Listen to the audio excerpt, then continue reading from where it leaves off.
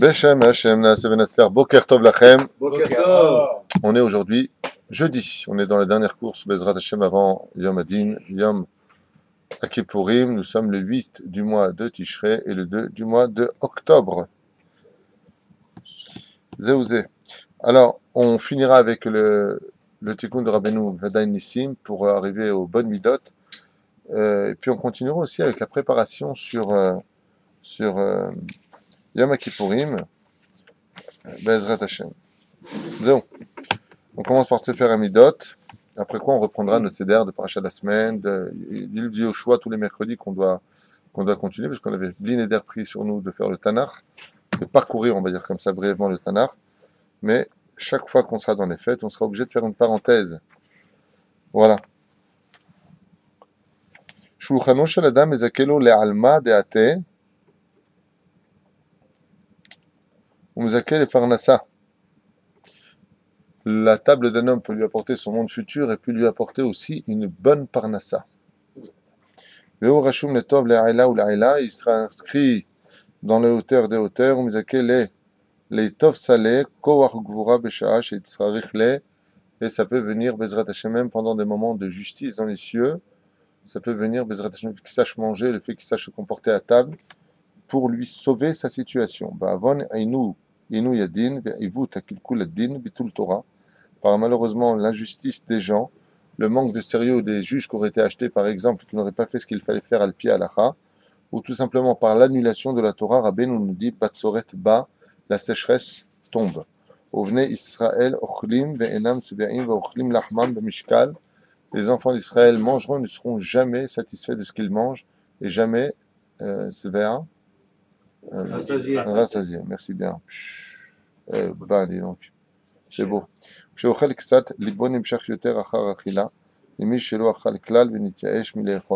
Quelqu'un qui mange peu aura beaucoup plus envie de manger que celui qui s'est découragé de manger bichlal, complètement.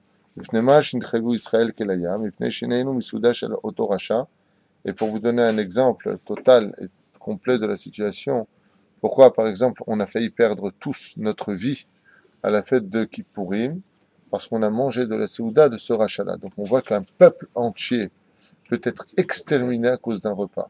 C'est comme ça que dit la Gemara. Parce qu'on a consommé du plat de Achashverosh, à cause d'un restaurant, un homme peut tout perdre dans sa vie. Un restaurant qu'il n'aurait pas dû aller, ou il aurait pu manger avec des gens avec qui il n'aurait pas dû manger, ou faire ce qu'il n'aurait pas dû faire, comme le dit la Séouda de Purim. Il dit Rabbeinu, pourquoi est-ce qu'on a failli tous être exterminés? Parce qu'on a mangé de la Séouda d'Achashverosh. Vous voyez que la Séouda peut donner la vie, la Séouda peut donner la mort. Adam Bezrat Hashem, Ishmor et Atzmo. Alors le Rav Gober hier, le Rav Shimon Gober hier, il me disait, à propos de la nourriture, il m'a demandé un chidouche sur quelque chose. Je lui ai répondu. Il était étonné que je lui explique que dans le judaïsme, tout est dépendant de la nourriture. Tout est dépendant des repas. Tout, absolument tout. Que le principal de la sortie d'Égypte, avant qu'on arrive à parler bichlal du don de la Torah, la Gemara nous dit pourquoi les enfants d'Israël sont-ils réellement sortis d'Égypte? Pour quelle raison? Pour quelle mitzvah? Si le monde a été créé pour une mitzvah de Bikurim, pour quelle mitzvah nous sommes sortis, peuple d'Israël, d'Égypte? La réponse est surprenante, mais elle répond à tout. Je lui ai répondu, tout simplement pour qu'on mange kasher. Hein? Pas compliqué. Toute l'histoire de la sortie d'Égypte, un homme qui ne mange pas kasher, quelque part, ne mériterait pas de sortir d'Égypte. C'est le but principal du juif qui fera la différence absolue entre le monde juif et non juif, c'est la achila. C'est pour ça que dans la Torah, on a vu que le tsarino arabe, un homme peut avoir son Gan Eden par la nourriture et peut perdre son Gan Eden par la nourriture. À cause de quoi Adam et Ève ont perdu leur Gan Eden? À cause de la nourriture. Vous voyez bien. À cause de quoi le peuple d'Israël a failli être exterminé par Aman? À cause de la nourriture. Qu'est-ce qu'a fait Hitler et Marchem Ovzecho, Shem Recham Irkav? Qu'il soit maudit lui, toute sa descendance. Qu'est-ce qu'il a fait? Il a affamé le peuple d'Israël. On voit les archives et les diapositives, que Dieu nous protège de ces pogroms qui ont eu lieu. Il l'a affamé totalement. C'est-à-dire qu'il a fait un peu, si je peux me permettre, sans entrer dans les comptes, mais il a fait faire le tikkun inverse de la nourriture. C'est parce qu'on mange trop qu'on tombe. Par exemple, on a lu la semaine dernière, dans la parasha de Haazinu, Vaishman Yishurun Vaivrat. Qu'est-ce qui permet d'oublier Dieu?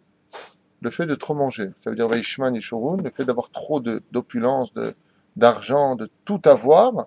Ouais, ça répond un peu à la question que tu as posée tout à l'heure. Alors on peut tout perdre. On regarde par exemple ce que nous apprend ici. Hein, c'est aussi à cause d'un repas qui a mal tourné quelque part. C'est passé autour de cela, puisqu'il était prêt à lui payer tous les repas comme ça, barre comme ça, effectivement. Mais on voit que Béhémet, le shulchan d'un homme, la table d'un homme, c'est le principal de la vie du juif. Tout tournera autour de là-bas. Donc si j'ai l'habitude souvent de dire que la maison d'un homme, c'est le Beth Midrash et que la maison d'une femme, c'est la maison elle-même, Adam Yassim Lev. Alors regardez ce qu'il dit ici. Mirhaz 1, une question. On a besoin de s'attabler réellement ou le fait de manger très rapidement dans la journée, dans la semaine, etc.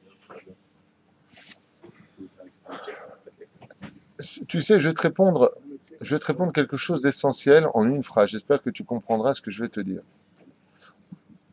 Savoir manger correctement, savoir rendez-vous avec Hachem. Quel est le rendez-vous le plus élevé que l'on connaisse avec Dieu dans la journée d'un juif? Ça s'appelle la Hamida. Qu'est-ce qu'il y a de plus grand que la Hamida? Le Birkat Hamazon. Le Birkat Hamazon, il est d'Oraïta de Choulé Alma. La Hamida, Mahloket. Le Birkat Hamazon, c'est le rendez-vous le plus fatal avec Dieu. Tout ce que tu trouves dans le Zohar sur la Hamida, tu le trouves. Celui qui regarde pendant ce Hamida à droite et à gauche, l'ange de la mort le précède. Celui qui regarde à droite et à gauche pendant son Birkat Hamazon, la mort le précède. Tu comprends? Tout comme on n'a pas le droit de faire quoi que ce soit, passer quoi que ce soit quand on est dans la Hamida. Le mec qui veut un livre ainsi d'où tu es dans la Hamida, je ne peux pas lui passer. C'est quand tu as Hamida. Ouais? Pareil pour Birkat Hamazon, tu ne peux pas passer une assiette. Comment tu peux passer un verre? Vous regardez bien. Donc, si tu me dis, quoi, Shaharit Mincha Arvit, ce rendez-vous si important avec Hachem, tu ne peux pas le rater, eh bien, sache qu'il y a plus grand que ce rendez-vous-là, c'est quoi? Le Birkat Hamazon au table. Waouh, de quoi on parle? Ouais, tout tourne autour de la nourriture. Donc, le Rav Gobert était quand même assez étonné. D'ailleurs, c'est une des raisons pour laquelle je finirai juste avec ça brièvement. Vous avez remarqué que toutes les veilles de fête, on ne fait jamais de Tachanounim. Même la veille de Tisha B'Av, étant donné que c'est marqué Mikrei Moed, ça devait être une fête à la base, eh bien on ne fait pas de Tachanounim. Il y a une seule fête juive qui s'appelle Shabbat Shabbaton, donc qui est considérée aussi bien de la valeur de Shabbat que de la valeur de Shabbaton que Yom Tov, c'est Yom Kippourim. Et pourtant, c'est la seule fête juive dans l'histoire où on fait les Tachanounim à Mincha. Même veille de Rosh Chodesh, on ne fait pas les Tachanounim. Pourquoi on fait les Tachanounim à Mincha d'après vous? Et quel Tachanounim? Parce qu'on va manger abondamment. Et alors? C'est le moment ou jamais. Parce que le repas. Moment jamais de quoi? De faire un Tachanounim? T'as tout qui pour le faire. J'aurais plus compris qu'on fasse les Tachanounim la veille de Tisha B'Av que la veille de Yom Kippourim. Arrête, quand vient Rosh Hashanah, Yom Adin, tu fais les Tachanounim à Mincha? Non. Alors pourquoi tu ferais les Tachanounim avant Kippour? Question? Naaseh venishma. Très belle réponse et très naze réponse. Non. Belle réponse parce que tout doit être naze venishma et naze parce qu'il n'y a pas de rapport. On va rester aux envies de la Attends, 2 secondes, tu en viens de dire un feu rouge, j'adore. Quoi? Oh, Zatchouva, sauf il se réveille. Pourquoi est-ce qu'on vient faire les Tachanounim? Uniquement parce qu'on a la Seouda Mafseket. Et alors? De peur qu'il s'étrangle pendant sa Seouda et qu'il meure sans Teshuvah avant Kippour. C'est-à-dire que c'est un tel mérite de faire Teshuvah, s'il arrive quoi que ce soit, que les Chachamim ont institué les Tachanounim de Mincha avant Kippour, qu'on fait donc avant d'aller à la synagogue. Pourquoi? Parce qu'il y a Seouda Mafseket. Et il faut savoir quelque chose que vous ne savez peut-être pas, mais dans la Kabbale, on nous apprend qu'il y a des moments précis où le Satan fait tout pour accuser la personne pour qu'il meure. Je vous en cite 2 parce que ce n'est pas le cours d'aujourd'hui. Les 2 principaux, c'est quand? Dès qu'il est sur la route, vélo, moto, voiture, car, peu importe. Dès qu'une personne est sur la route, le Satan fait tout, c'est marqué comme ça dans le livre Shmirat HaNefesh, fait tout pour l'accuser. Regarde ce qu'il a fait, c'est l'occasion maintenant qu'il paye. Et le deuxième cas, c'est quand? Quand il mange. C'est pour ça que le Ben Ishraï dit que c'est très important de faire le Pitoum Aktoret avant de manger. Parce que ça enlève pas simplement la question de Misbéach, mais ça enlève aussi tout ce qui est l'ange de la mort, les accusations, ça les enlève. La reine, pourquoi est-ce qu'on fait les Tachanounim? De peur que chez Maï Hanek Besouda Mafseket et qu'il n'arrive pas à Yom Kippour. Comme on l'a expliqué hier, comme Yom Kippourim Baruch Hashem, un homme se doit d'être propre. Vous vous rappelez ce qu'on a expliqué hier soir? Processus des fêtes, comment ça se passe? Kippour, Hein? Rosh Hashanah, c'est arrivé à la laverie. Kippour, c'est la machine à laver qui te lave. Ensuite, une fois que tu es lavé, il faut avancer. Tu vas où? À l'essorage. Ça, c'est quoi l'essorage? C'est-à-dire là, le sèche-linge, plus exactement. Ça, c'est la souka. La souka, c'est rempli de la lumière de la shrina. C'est Dieu qui te prend dans les bras, entre guillemets. Donc là-bas, il te sèche de tout ce que tu as subi dans la crainte à Yom Kippourim. Une fois que c'est fait, une fois que le linge il a été lavé et qu'il a été séché, qu'est-ce qu'on fait? On le repasse. Ça, c'est au Shana Rabbah. Et une fois que maintenant il est totalement propre, Simchat Torah, il peut aller prendre la Torah dans les bras. Tout simplement. C'est un processus comme ça très sympathique. Ça a un rapport avec pourquoi on ne mange pas avant la prière. Parce qu'on est la mort aussi. Non, ça c'est encore autre chose. Encore autre chose. C'est un autre domaine. Voilà. C'est là. Zéro. On continue maintenant avec votre permission dans la dernière course des Tachanonim, Ezrat Hashem.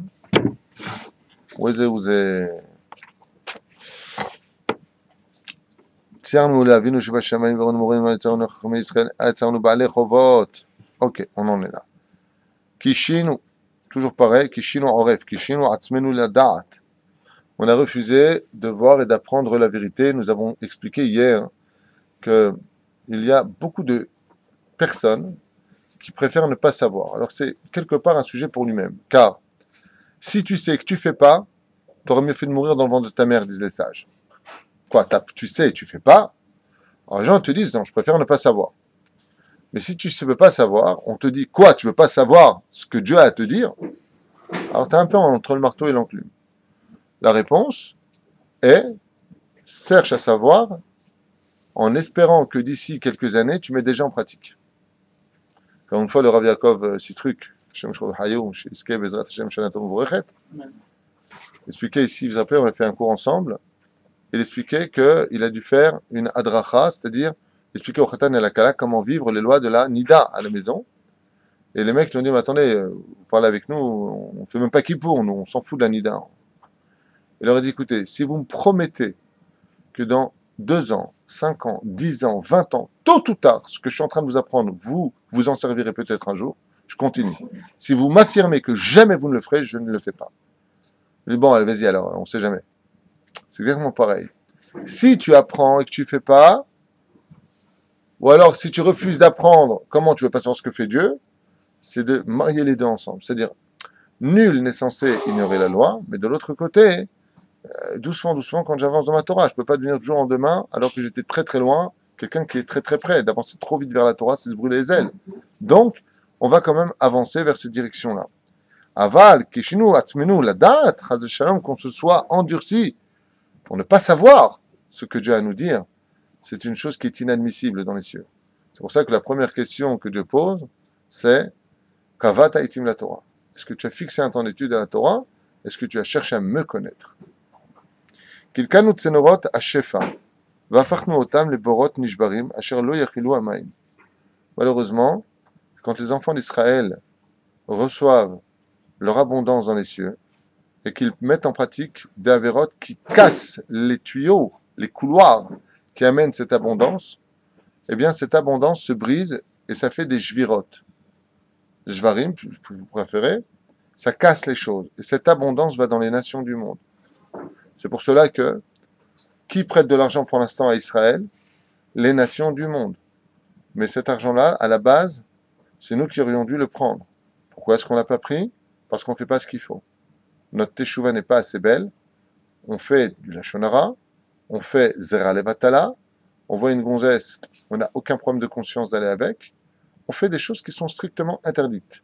On se met en colère, et sachez que chaque fois qu'une personne met en pratique ce que je viens de vous dire à l'instant, Rabbi Nachman l'enseigne lui-même d'ailleurs, le Rabbi Lubavitch lui-même l'enseigne dans un de ses écrits, je ne me rappelle plus où, eh bien imaginez maintenant qu'un ami qui vous aime plus que tout au monde veut vous envoyer de l'argent. Et pour cela, il se sert d'un tuyau. Vous savez, comme dans les travaux. Quand c'est au 3e, 4e étage, il met des tuyaux qui s'emboîtent les uns dans les autres. Après, ils font passer là-bas la marchandise, les pierres et tout ça. Imaginez maintenant que tu prends une masse et que tu la lances de toutes tes forces contre ce tuyau. Qu'est-ce qui va se passer? Ça va faire un trou. Donc l'argent qui se dégringole à l'intérieur, il tombe. Il tombe dans les mains de qui? Des ouvriers, des nations du monde. Chaque fois qu'un juif se met en colère, il n'a rien fait d'autre que de briser le conduit de son mazal. Tu le brises à ce moment-là. Ça, c'est ce qu'on dit dans les Tachanonim. Je répète, qu'il calme, les kalkel veut dire, vous avez cassé, vous avez détruit, vous avez détérioré. Tsinorot ha-shefa, les couloirs de l'abondance. Ve'afachnu otam le borot nishbarim. Et on les a rendus des couloirs, des conduits cassés en mille. Asher lo yachilu hamayim. Et l'eau là-bas, elle ne peut plus couler. L'abondance, la soif. Lechul hamayim, tzamel hamayim. Celui qui a soif, qu'il aille à bord de l'eau. Et même la compréhension de la Torah, qui est el-maïm et la Torah, ne peut pas venir jusqu'à l'homme. Donc, vous voyez ici, que quand dans la vie d'un homme ça ne va pas, à qui un homme peut-il en vouloir? Qu'à lui-même. Hazak ou baro. C'est la première fois que les hommes comprennent quelque chose de si important. Je m'explique clairement. C'est vrai qu'il y a deux façons de voir les choses. Il y a l'histoire du fils. Comme tout à l'heure, tu posais la question. C'est vrai que quand on pose des questions à Dieu, on n'a pas de réponse. On n'a pas de réponse immédiatement. Et je t'ai répondu heureusement. Pourquoi? Parce que si tu avais ta réponse, qu'est-ce que tu ferais une fois que tu as ta réponse? Bah, tu pars. Mais Dieu veut pas que tu le quittes. Il veut que tu sois toujours avec lui. Donc il y a une espèce de silence comme ça, dans tout ce que l'on fait, où le temps est la réponse de Dieu. C'est-à-dire qu'avec le temps, on apprend à comprendre pourquoi les choses se sont passées comme cela, et les réponses viennent à nous tout seuls. Il faut être patient, donc humble. Mais si Dieu, dès que tu posais une question, il te répondrait, eh bien, on partirait et on laisserait tomber. Comme le mec, il demande tout et il a tout, qu'est-ce qu'il fait? Vaishman, Yeshurun, Vaïvarat. Plus besoin de Dieu. D'accord? Il dit, je t'en supplie, j'ai besoin de me marier. Je connaissais une personne qui faisait une ségoula. Je connaissais une personne qui faisait le Perek Shira tous les jours. Et elle recommençait 40 jours, jusqu'au jour où cette personne a eu ce qu'elle voulait. Depuis, elle n'a plus jamais refait le Perek Shira. Je réponds, quel dommage. Pourquoi? Parce qu'en fin de compte, on prie pour obtenir ce qu'on veut. On a oublié un détail. C'est que même si tu as eu ce que tu voulais, prie pour le garder. Parce que les prières, c'est comme le mariage. Le tout, c'est pas de se marier, c'est de le rester. La prière, quand tu l'as, c'est pas de l'avoir, c'est de le garder. Donc, une fois que tu as fini de prier pour obtenir, continue à prier pour le garder. Une femme prie pour garder son mari, qu'un homme prie pour garder sa femme, pour ses enfants, pour qu'on garde la santé. Comme disait Chachamim, il est beaucoup plus facile à Dieu d'aider une personne qui a prié avant que le coup ne vienne. À quoi ça ressemble? Imaginez que quelqu'un a du poids sur les épaules, il a du mal à le lever. C'est plus facile pour vous de l'aider tant qu'il est debout encore sur ses jambes ou quand il est par terre? Quand il est debout. Tant que le coup n'est pas venu, tu peux encore l'aider. Donc il faut toujours prier. Allez, va, Adam, et palais kolayom. Toujours. Donc ça c'est le premier exemple. Ah, qu'est-ce qu'il fait celui-là? Il a un fils, il s'appelle Kikoublid. Encore il revient celui-là, le Kikoublid. Ouais, ok. Et son fils, jamais il parle avec son père. Un exemple qu'on avait donné, je crois, l'an dernier. Qu'est-ce que fait le père? Il prend la clé de sa chambre et il la ferme. Il prend la clé de la chambre de son fils, il ferme la clé. Le fils, il rentre à la maison et il voit que la porte de sa chambre est fermée. Il regarde pendant 10 minutes, il devient fou. Papa, c'est pas où la clé de ma chambre? Et le père, à ce moment-là, il lève les yeux et dit, comment t'as dit?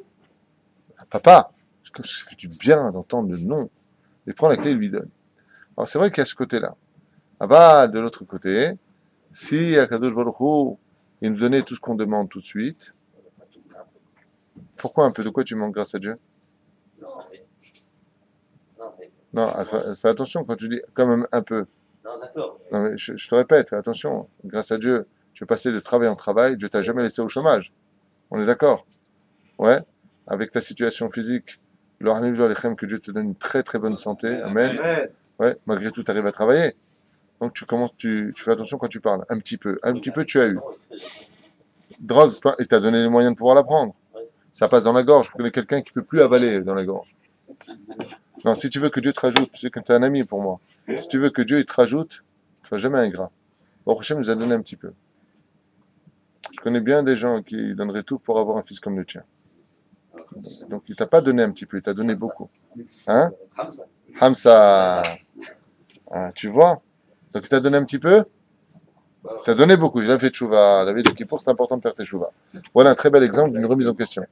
Donc si une personne, Bavadaï, il a une épouse qui te respecte, qui t'aime, tu as des enfants merveilleux qui ont du savoir-vivre extraordinaire, qui aiment la Torah. C'est vrai que tu as des problèmes. Et qui n'en a pas? Tu veux que je te raconte ma vie? Qui n'a pas de problème? Hein, Benjamin? T'as pas de problème, toi? Baruch Hashem. Tout va bien. Il me dit non, tout va bien. Tov.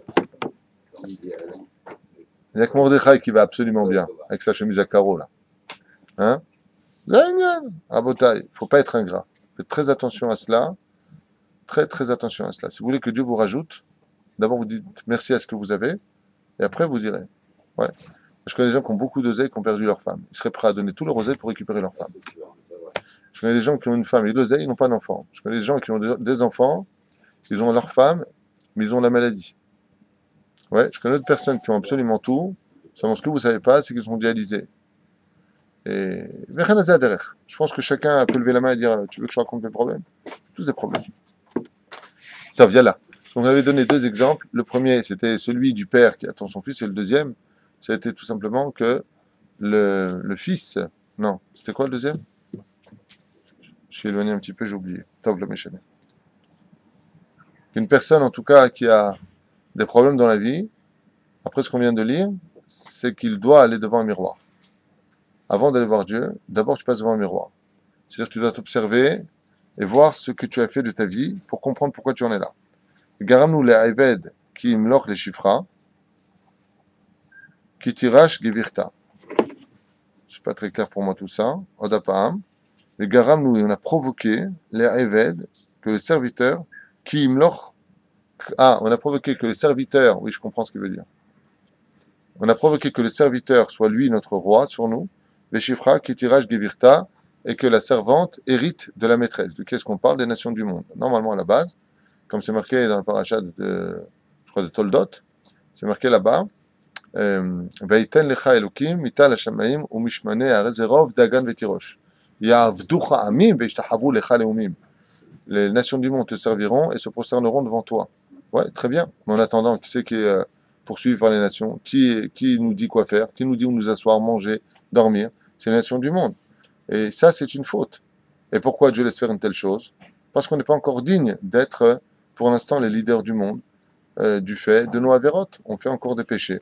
Donc, Akadosh Baruch Hu n'est pas content. C'est pour ça qu'il y a Yom Kippourim. Le lendemain de Yom Kippourim, on peut absolument renverser les choses via Afochou. C'est pour ça qu'il y a une déa qui dit que la Géoula viendra d'Afka à Sukkot. Une déa qui dit comme ça. Nishkeva Slicha quoi? Nishkeva bevoshtenu utrasenu kilimatenu. On est parti dormir dans la honte et on s'est couvert avec notre couverture. Quand maintenant on n'a pas fait teshuva avant d'aller dormir, vous savez que tous les soirs, avant qu'un homme aille dormir, il fait les tachanunim. Il fait Shema Israël à la mita. Et ça, c'est une chose qu'un homme n'a pas le droit de rater. En aucun cas. S'il est fatigué, s'assoit sur une chaise dans le salon s'il le faut. Qui avonotenu itu ele upshaenu erichu. C'est marqué noir sur blanc. Écoutez bien, c'est important. Car c'est la réponse à bien des choses, contrairement à ce qu'enseignent d'autres rabbinim qui m'exaspèrent un petit peu dans ce domaine. Tout le temps, on cherche la faute. Mais c'est ce qui est marqué dans les livres. Hein. On ne l'a pas inventé, hein, quelque part. Alors écoutez bien. Qui avonotenu itu ele, car ce sont nos fautes qui ont fait pencher malheureusement cette situation. Ou psha'enu et erichu, et le fait d'avoir continué de façon consciente ce que nous faisions, et erichu kitsenu, eh bien, on rajoutait à la fin de notre galoute, entre tout temps, on a rajouté des jours de galoute, vechatotenu man'u atov mimenu, et ce qui empêche le bien de frapper à la porte chez nous, c'est qu'on faute. On faute avec la haine gratuite, avec la jalousie, avec le lashon hara, avec tout ça. Et après, on en veut à Dieu. Je répète, quand ça ne va pas dans ta vie, tu vas devant un miroir, tu parles à celui qui est en face de toi, celui qui va refléter dans toi, parce qu'il est le réel responsable de ce que tu es. Alors, bien entendu, avec des circonstances atténuantes, le mec, il n'a pas connu son père, sa mère lui écrasait les mégots sur la main, j'en sais rien, moi, il est parti voir Mireille Dumas, j'en sais rien. Mais ce que je peux vous dire, c'est que la vraie adresse, c'est nous-mêmes. Nous sommes les vrais responsables de notre situation. Un homme doit chercher absolument à s'améliorer et à s'arranger. Malheur aux enfants qui ont quitté la table de leurs parents. On parle de la table d'Hachem. Ceux qui ont quitté l'étude de la Torah. C'est pour cela que j'insiste et je le dis à la veille de Yom Kippourim. Pour ceux qui veulent écouter mes conseils, Baruch Hashem, il y en a beaucoup qui ont écouté mon conseil d'être allé à Ouman et qui n'ont pas du tout regretté. Du tout. Baruch Hashem, cette année, il y en a eu beaucoup. Je tiens à le dire à voix haute. Profitez encore d'écouter mes conseils, car ils ne sont pas de moi, ils sont de la Torah, ce n'est pas des choses que je vous dis. Mettez vos enfants dans des Talmudés Torah. Faites attention, veillez à ce que vos enfants grandissent dans la Torah, qu'ils aient de la Gemara. Quand je vois mes enfants étudier la Gemara ensemble, se déchirer à la maison, ou quand ils discutent de Torah, et Baal Pé, une fois Shimshon, le petit, était en train de parler avec Yehuda au téléphone, et Yehuda, de la cabine de l'Ainara, la yeshiva de Menebra, qui était en train de lui parler. Quelle Gemara tu fais, mon frère? Et telle Gemara, quel Dav, tac. Et mon fils, comme ça, Baal Pé, il était en train de lui faire tous les Rishonim Acharonim. Moi, j'étais à côté comme un roi avec une couronne sur la tête. Quelle fierté j'avais. Je préfère, excusez-moi, avec tout le respect que je dois à tout le monde, hein, je préfère cette discussion de mes gosses que, ouais, papa, j'ai eu 100 sur 100 à l'examen qui me fera un grand ingénieur. Qu'est-ce que j'en ai à faire? Qu'est-ce que j'en ai à faire? C'est pas l'intelligence ni ton travail qui me donnera du travail. Absolument pas. Mais par contre, ce que je peux dire, c'est que mes enfants ne sont pas des améharettes. Et je vous offre cette option, Bezrat Hashem, de pouvoir le dire. Pour cela, il faut mettre vos enfants ni dans des mamades, ni dans des écoles avec les filles mélangées, Chaz Veshalom qui est interdit, des Choul et Alma. Mettez-les dans des endroits où, Behemet, il est Medou Torah, Kibud Avahem, le respect des parents. Alors c'est vrai qu'il y a aussi des catastrophes là-bas, je ne dis pas le contraire.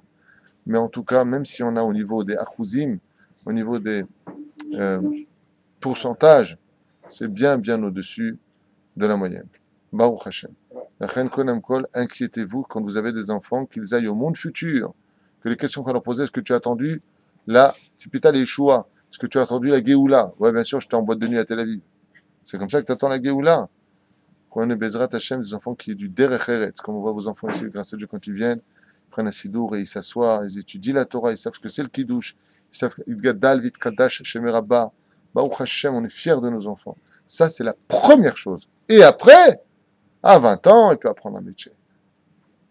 Il fait le bac libre si tu veux, mais il est déjà formé, il a déjà, Baruch Hashem, en lui, beaucoup de bases de Torah, et ainsi donc, il ne basera pas la spiritualité qui est en lui facilement. Bezrat Hashem. Mais si vous commencez à faire le contraire, vous croyez que la vie, c'est comme vous la voyez, vous vous trompez, faites teshuva la veille de Yom Kippour, mettez vos enfants dans des vrais Talmudés Torah. Et si on vous dit quoi? Que du Kodesh? Allez, va et que ce soit que du Kodesh. Azma. Est-ce qu'il n'y a que la Torah sur terre? Si vous n'étiez pas au courant avant aujourd'hui, oui, il n'y a que de la Torah sur terre. Tout le reste, c'est du balourd.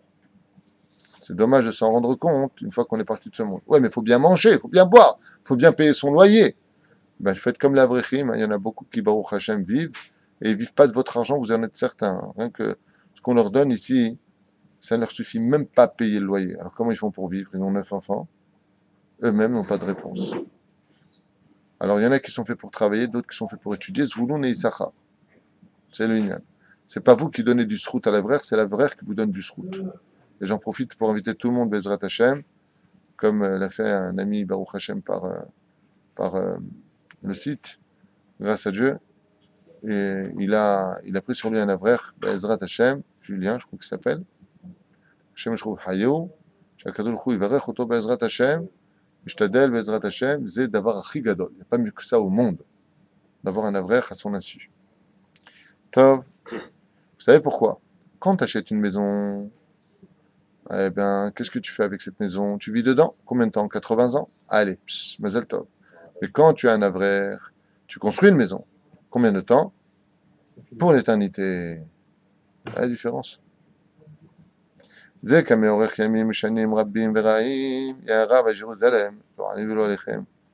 situation de la yeshiva était tellement grave qu'il a vendu sa maison pour donner l'argent à la yeshiva. Alors les gens sont partis le voir, il s'appelle Shimon, le monsieur. Et les gens sont partis le voir. Il dit, ma maison, si elles vont se battre mes enfants pour l'avoir. Maintenant, ce que moi j'ai acheté de l'autre côté de ce monde, j'ai envoyé ma maison dans le monde futur. Un homme très simple d'esprit comme ça. Qui peut comprendre ce genre de choses? C'est fou. Sa femme, c'est elle qui lui a dit voilà. Sa femme, elle dit, écoute, la Shiva est en difficulté, il y a des élèves qui étudient la Torah. Nous, on est âgés maintenant. Vends la maison, comme ça on l'amène avec nous dans le monde futur. Il n'y a pas beaucoup de femmes comme ça aussi. Hein? C'est pour ça qu'eux ont été mis à l'épreuve et pas vous. Voilà.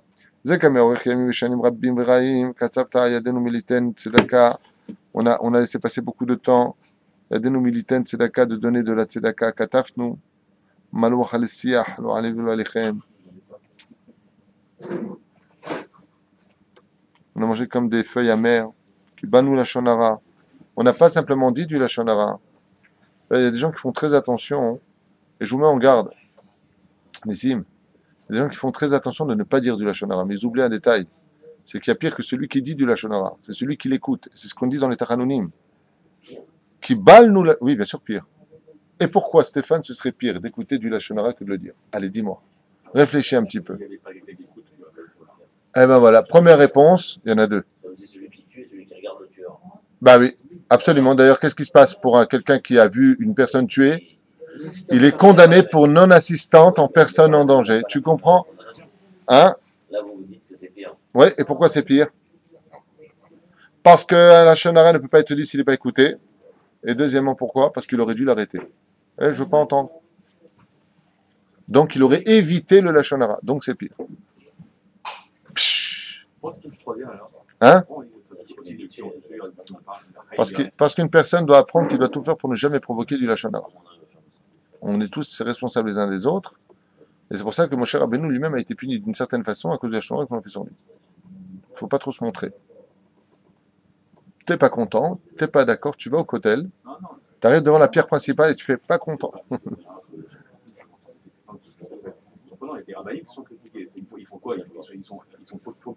Ils ont une tâche par le fait qu'ils aient provoqué. Oui, il y a quelque chose qui se passe. Ouais. Donc, ça veut dire que personne n'a le droit d'être ni les rabbins, ni les gens simples de dire donc, il ne faut pas parler du tout. Celui qui a parlé Oy Vavoy Beyomadin, celui qui a écouté Oy Vavoy Beyomadin, celui qui l'a provoqué, Oy Vavoy. C'est plus petit. C'est-à-dire, c'est comme ça que c'est marqué Mania, c'est 3 sont punis. Regarde, Chafetz Chaim, il chol lachon hara. 3 sont punis lachon hara, celui qui l'a dit, celui qui l'a écouté, celui qui l'a provoqué. C'est Mania, c'est. Hein? Pourquoi plus? C'est ça qui est. Parce que dans le plus, lui, celui qui l'a écouté, aurait pu arrêter celui qui l'a dit. Et donc, il aurait pu éviter la vera. Alors, s'il est voyou, il fera tchouva complètement Mania. Je ne parle pas des voyous, je parle de façon consciente. Des gens qui sont conscients. Toi, tu n'es pas un voyou grâce à Dieu, donc tu peux comprendre. Kibalnu lachon hara. Il n'y a pas dibarnu lachon hara, kibalnu lachon hara, ici.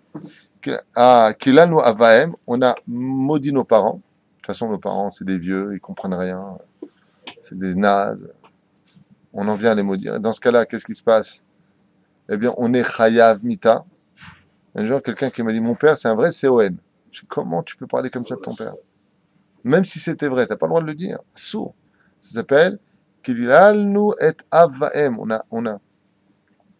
a maudit nos parents. C'est-à-dire qu'on a maudit pas simplement dire une malédiction, on va parler du mal d'eux. C'est déjà Hamour Meod, parce que tu leur dois tout. Et lama, Sheket. Pas parler. Et si une chose est faite comme ça, qu'une personne a dit, de toute façon, mon père, il a qu'à crever, par exemple, Chaz Veshalom, il y en a qui le disent. Eh bien, qu'il sache que dans les cieux, il y a un ange noir qui s'est créé, et cet ange noir s'appelle l'ange de la mort. Et lui, il attend toutes les occasions pour le mettre à mort. Mais comme il était énervé, et qu'Akadoujou, il est patient, au lieu de subir une mort directe, Dieu va lui donner tellement de preuves qu'il aurait préféré la mort à toutes ces épreuves. Oui. Donc, une fois de plus, va voir un miroir. Apparemment, tu as dit une parole qui un jour retombe. Kila nous chaverenu uneshotenu. Nous avons dit du mal, nous avons maudit nos amis. Écoutez bien, uneshotenu ou nos épouses. Comme j'ai souvent dit, un homme qui critique sa femme n'est rien d'autre qu'un homme qui se critique lui-même. Parce que comme tu n'as que ce que tu mérites, c'est épouser une poubelle, c'est que tu en es le couvercle. Rachanu. Mazé Rachanu. Nous sommes comportés comme des Rechaim, Raïm, la Shamaïm et la Briotaïnu. On n'a pas simplement été mauvais vis-à-vis des hommes, on a été aussi mauvais vis-à-vis des cieux. Car il y a des gens qui sont bons vis-à-vis de Dieu. Ouais. Il y a des gens qui sont bons vis-à-vis de Dieu, mais qui ne sont pas bons vis-à-vis des hommes. D'accord? Comme certaines religions, où les gens vont être très très bons vis-à-vis de Dieu, ça veut dire vont faire tout ce qu'ils pourront faire dans les sectes ou autres, mais vis-à-vis des hommes, ils auront une conduite à faire fuir. Et il y a des gens qui ont une très très bonne conduite vis-à-vis des hommes, sont gentils, ils font partie de l'équipe des jambons, et en 2 mots, mais de l'autre côté, ils sont mauvais vis-à-vis d'Hachem. Par exemple, ils feront de la Avodazara avec des statues, mais ils feront la charité à côté. Donc bons vis-à-vis des hommes et mauvais vis-à-vis de Dieu. Dans le judaïsme, il faut absolument être les deux. Il est impératif d'être bon vis-à-vis d'Hachem est bon vis-à-vis de Dieu, surtout dans le peuple d'Israël, puisque la devise est qu'on ne peut être bon vis-à-vis de Dieu que si on est bon vis-à-vis d'Hachem. C'est pour ça qu'il y a trois, euh, euh, il y a trois Amoudim, Yesodot, fondements. Dans le judaïsme, il n'y en a pas un. Il faut Abraham, il faut Yitzhak, il faut Yaakov. Il faut un homme de chesed, il faut un homme de rigueur, celui qui fait le lien entre l'homme et Dieu, et il faut celui qui est bon vis-à-vis des hommes. Yaakov et Beersheva, et là Harana, est parti Yaakov du monde d'en bas vers une autre ville. Oui, il est à Beersheva, parti à Haran. Eh bien, tout le monde s'est rendu compte que, waouh, le tzaddik est parti. C'est le monde de transition. Chesed, les Abraham. Abraham faisait du bien avec les gens. Mais il était bon avec Dieu. Yitzhak était très proche de Dieu, Korbanola. Il faisait du bien avec les gens. Il creusait des puits pour que les gens puissent s'abreuver. Ouais. Ça, c'est la perfection. Avant d'être bon avec Dieu et mauvais avec les hommes, ou mauvais avec Dieu et bon avec les hommes, il va dire que cet homme est incomplet et qu'il n'a rien compris à la vie. Souvent, on voit ça d'ailleurs dans les disputes. Attends, moi j'ai un cœur pur, Dieu me comprend, moi avec Dieu je suis parfait. Mais avec toi je peux pas te supporter, je t'aime pas, patati patata. Ça va pas, il y a un problème. On ne peut pas être l'un avec l'autre. Et dans les Tachanounim de Rabbeinu Nissim, le jour de Yom Kippourim, on demande pardon d'avoir été mauvais avec l'un et avec l'autre.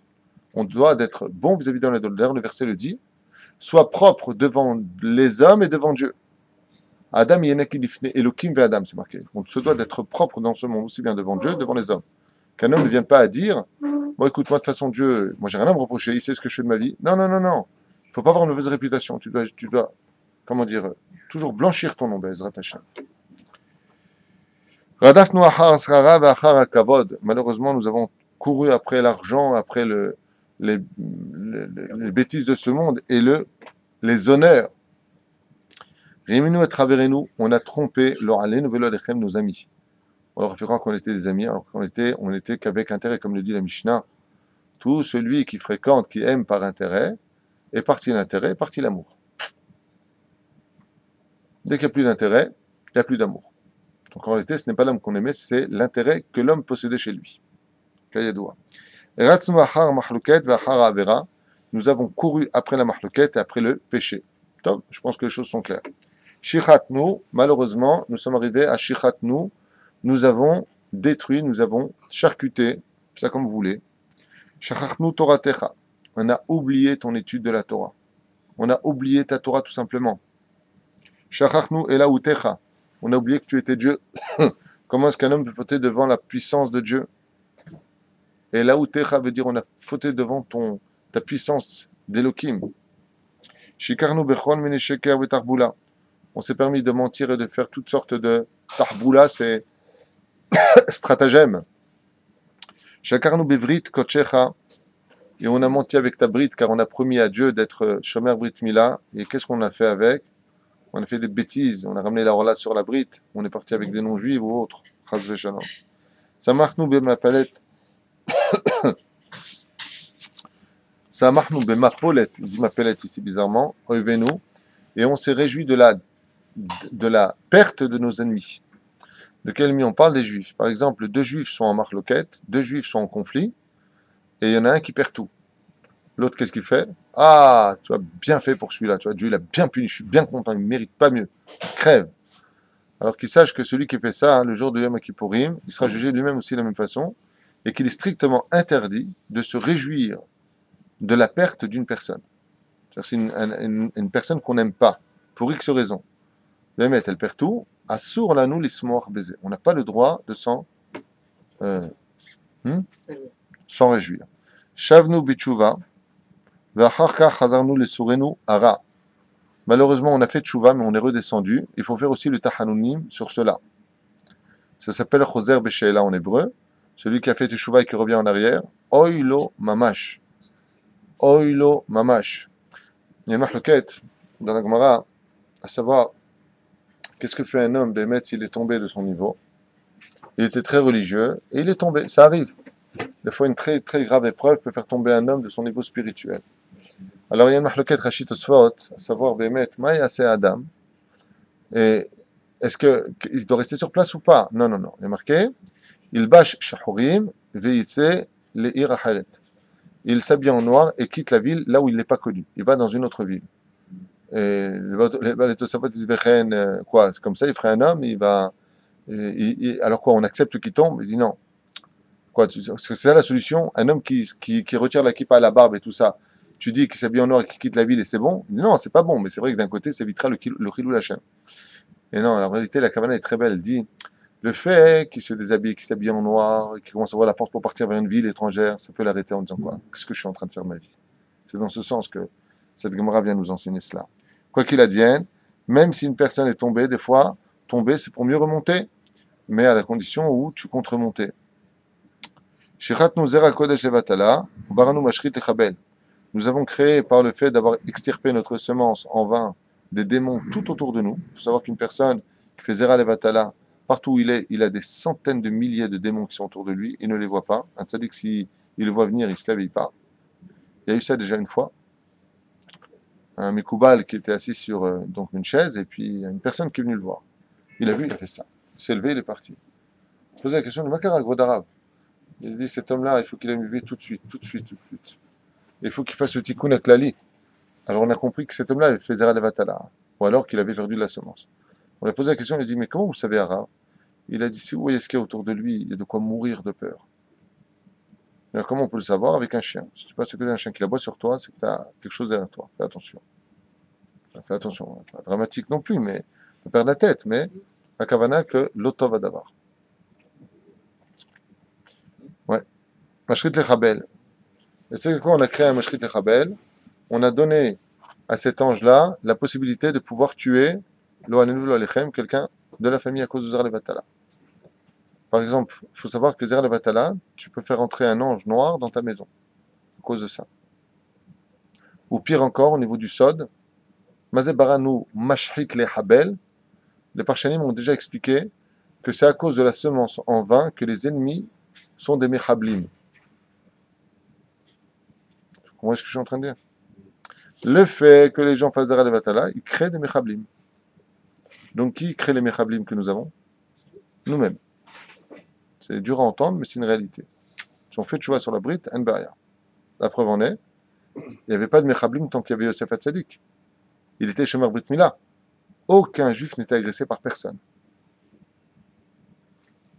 Qu'est-ce qui s'est passé après? Yosef est mort, ils ont commencé à fréquenter le monde des Goïm. Ils sont tombés, Zera Levatala, les Mechablim sont venus. C'est là. On n'a pas tenu compte de la pauvreté des gens, on les a laissés mourir, ils n'ont personne pour les consoler. Malheureusement, notre cœur est avec eux sur tout ce qui s'est passé et nos malheurs sont sur leur mort. Malheur au rachat à qui le mal viendra, car Dieu lui enverra uniquement ce qu'il a construit avec ses mains. On parle aussi bien de la tzedaka. Pourquoi l'un est relié à l'autre? Parce qu'en réalité, une des plus grandes kaparas de Zera Levatala, c'est la tzedaka. Quelqu'un qui a joué avec la Brit Mila, il devra absolument donner beaucoup de tzedaka. On arrive au dernier. Tia Avnu, on a provoqué, on a haï, on n'a pas voulu cette personne-là. Tia Avnu Kol Ish Tochecha, on en a voulu à des gens qui nous ont fait des remontrances, alors que les remontrances étaient justifiées, bien sûr, et qu'elles étaient pour notre bien. Takanu Kapenu Velo Kiamnu, on a juré, en serrant la main de l'autre, en disant ok, j'accepte, et on n'a pas accepté. C'est comme si on avait fait un éder, le fait de mettre la main dans la main, de dire se serrer la main, et dire ok. Et le jour de Yom Kippur, on dit on a fait ça. To'im ainu ala rishonot v'chishron amaasim. Ainu ala arishonot v'chishron ala maasim. On n'a pas agi dans les premiers, et je ne comprends pas exactement ce qu'il veut dire ici. Tohim, hainu al arishonot, vekishron amaasim. Je passe. Je n'arrive pas à comprendre sur place ce qu'il veut dire. Pas tohim, hein, c'est pas il faut. Hein. Tohim, c'est pas dans ce sens. Mais quel rishonot on ne s'est pas repris peut-être dans la première action, et on n'a pas amélioré la fin de l'action par notre action. On n'a pas fait tchouva sur l'action peut-être, Taïnu Katson, et à la fin on dit Ve'avadnu. On s'est comporté comme un troupeau qui par contre partait dans la mauvaise direction et on s'est perdu. Et regardez comment ça finit. Qui émet asita, car Dieu, tout ce que tu fais, c'est le émet. Va nachnu irshanu, car c'est nous qui avons fauté. De là, vous apprenez que chez Akadosh Baruch Hu, Ishtabar V'Talesh Molad, il n'y a jamais de mal, et que tout ce que nous recevons, ce n'est que pour réparer des choses que nous avons nous-mêmes provoquées, qu'on le sache ou pas, car on est dans un monde de tikkun. Vous avez 1 minute si vous avez des questions sur Kippour. Pas de questions sur Kippour? Aucun? Adam, t'as pas de questions sur Kippour, toi? Sachez qu'à Kippour, on a l'habitude, Bezrat Hashem, de s'habiller tout en blanc. C'est un beau minag, on n'est pas tous obligés de le faire, en tout cas c'est un beau minag. N'oubliez pas de mettre des chaussures qui ne soient surtout pas de semelles en cuir, on parle bien de la semelle en cuir, d'accord? Séparez le lit de vos épouses, bien entendu, à l'indigne de Nida pendant Yom Kippour. Tashmi Shamita, sourd. Qu'est-ce que t'as, toi? Quelles sont les choses importantes à acheter? Très très bonne question. Quelles sont les choses importantes à acheter? Le Shulchan Aruch écrit explicitement que l'ouverture de Kol Nidre, la prière de Kol Nidre, doit s'acheter au plus haut prix d'une personne. C'est une mitzvah d'acheter Kol Nidre au-delà. Ouais. Tout ce qui touche à Kol Nidre, surtout la bracha de Shechianu, la bracha, le Kol Nidre, vous savez, il y a trois qui montent, ouais. Le fait d'acheter Kol Nidre, le Shulchan Aruch nous dit qu'un homme doit aller au maximum de son potentiel financier. Maximum. Il faut tout faire pour le faire. L'histoire chassidique s'était passée en Russie à propos de ta très bonne question, Adam. Tu as bien fait de te réveiller. Alors, à propos... Je plaisante, hein. L'homme est kabel, l'homme est kabel. Non, il ne dormait pas, il avait juste la tête en bas. Il écoutait à un très haut niveau ce qu'on disait. Il y a un homme qui était riche comme ça et ils ont ouvert, donc pour Kol Nidre, ils ont commencé à monter les enchères. Il y avait un pauvre là-bas qui avait entendu, ils sont arrivés à 200 roubles. Et lui, il était tellement amoureux de la Torah qu'il a dit 220 roubles. 220 000 roubles. Tout le monde le regardait, le mec, il n'a pas une thune. Il n'a pas une thune, rien. Et le riche, il a entendu ça, il a dit, bah, ça suffit, toi, tu te compares à moi. 300 000 roubles. C'est comme si tu dis 450 000 shekels, quoi, 500 000 shekels. Le pauvre, il a regardé comme ça, il a dit 600 000 roubles. Quand il a entendu, tout le monde s'est retourné, le rabbin est venu le voir et lui a dit vous savez que quand on fait un don, vous avez intérêt à le respecter, vous vous rendez compte de ce que vous sortez de votre bouche? Il lui a dit écoutez, la seule chose que je possède, c'est ma grange. J'ai une grange avec une ferme. Ouais. J'ai posé la question récemment à quelqu'un qui m'a dit qu'il était prêt à me l'acheter pour 600 000 roubles. Je lui ai dit si surenchéri, tant pis, mais au moins j'aurais été jusqu'au bout.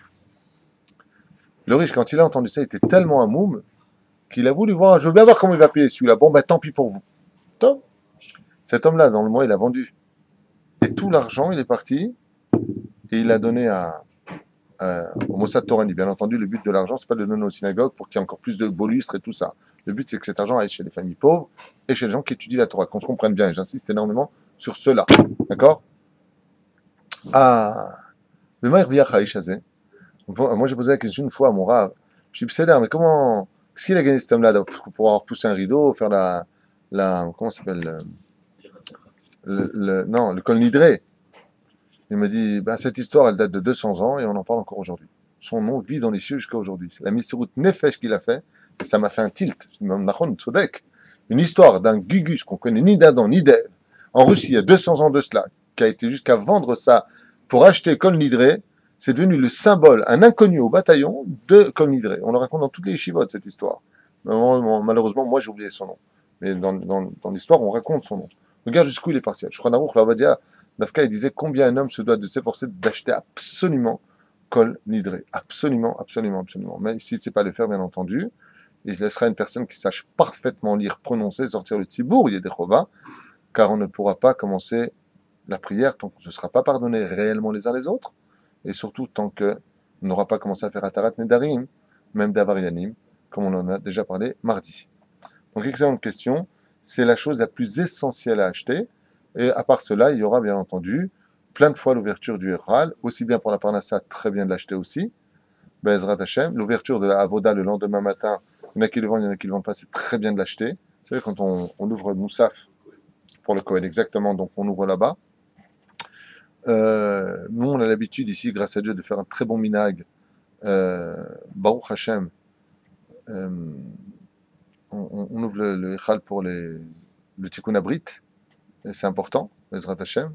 Comme tu viens, tu donnes la tzedaka pour un mort. Là, on le fait pour Rabbi Nachman de Breslev. Ashrei Mishe Zoché Baruch Hashem Bamizvah Akdosha Azot. Une fois, j'avais dit à mon Rav,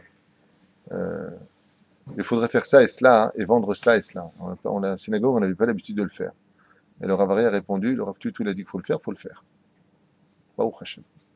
Lachen, Trim Naasot, Venaaseh. Maintenant, il y a une ouverture qui est d'une importance capitale, et je vous le dis dès maintenant, même si j'en ai parlé mardi.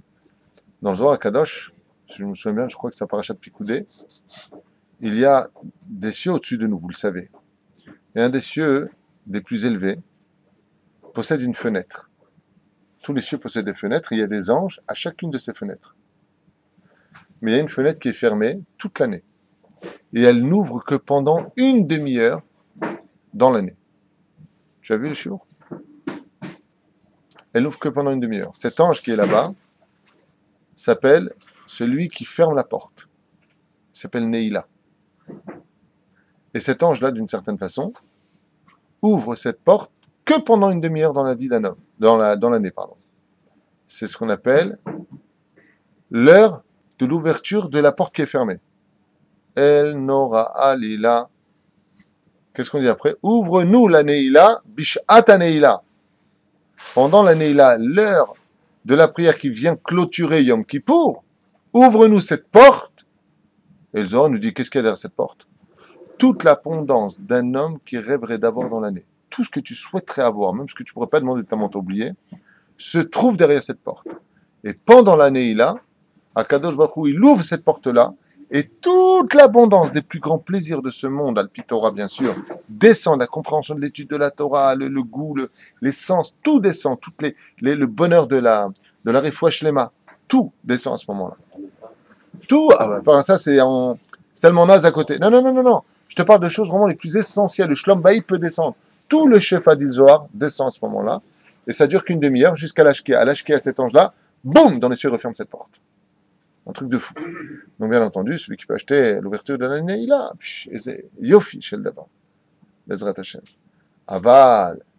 N'oubliez pas qu'il y a un passe-partout qui ouvre toutes les autres portes. Et lui, il n'a pas besoin d'attendre l'année, il a.